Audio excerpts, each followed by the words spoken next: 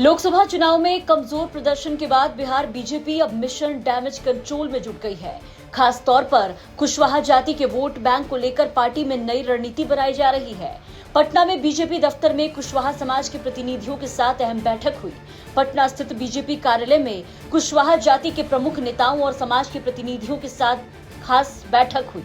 बैठक में मौजूद रहे बीजेपी के प्रदेश अध्यक्ष दिलीप जायसवाल ने बताया कि पार्टी अब विधानसभा चुनाव को लेकर फोकस कर रही है और कुशवाहा समाज की भूमिका को अहम माना जा रहा है।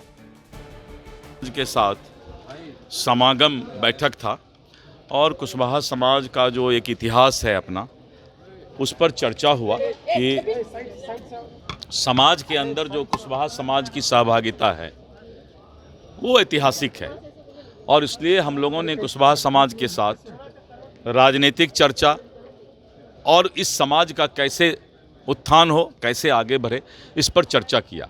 हमने बताया कि समाज के अंदर जितने भी जाति उपजाति हैं, एक माला में पिरोकर सबका साथ सबका विकास जो माननीय नरेंद्र मोदी जी का नारा है, हम धीरे धीरे एक एक फूल को माला के रूप में बना रहे हैं और पूरे बिहार के अंदर सभी जाति उपजाति को उनकी क्या समस्या है, उसको कैसे हम जो है समस्या का समाधान कर सकते हैं, इन सब बातों पर आज चर्चा की है।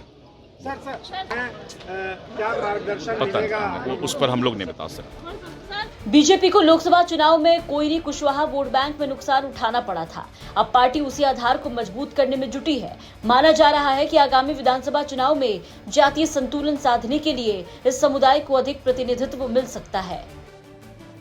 बैठक थी और सभी लोगों ने पूरी आस्था जताया है कि सम्राट अशोक के वंशज, जगदेव प्रसाद के वंशज पूर्ण रूप से भारतीय जनता पार्टी के साथ पिछले चुनाव में भी खड़े रहे और आगे भी खड़े रहेंगे।